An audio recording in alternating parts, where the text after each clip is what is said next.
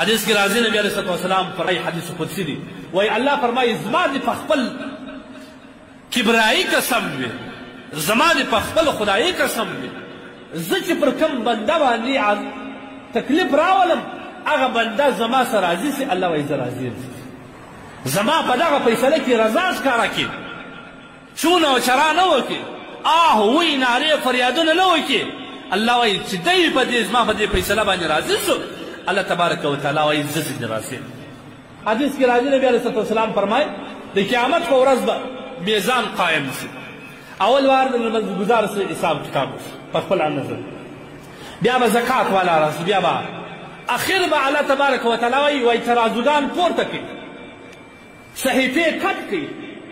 دا داسې کسان دي چې بغیر د حساب الله وایي زه اجر وکړم څوک دي دا کسان به راوغورځول سي په دنیا کې چې الله پر چا مصیبت راوستلي هغه به رامخته شي که مریضي پر راغلی وي که تاوان پر راغلی که د اولادو د مور د پلار د ورونو تاوان ورباندې راغلی مړی په کور کې سوی د صبر ورباندې کړي هغه کسان ته به الله وایي ستاسو اجر بغیر د حسابه دی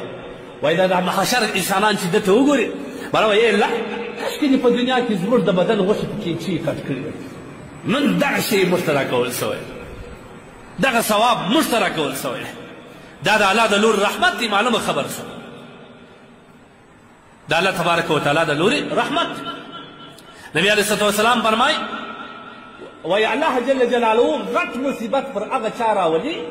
پر هغه چا باندې غټ مصیبت الله راولي چې کم سړی ډېر زیات الله ته نږدې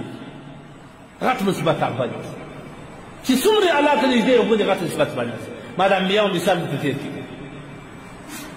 او کم انسان چې د خدای په فیصله باندې راضي سو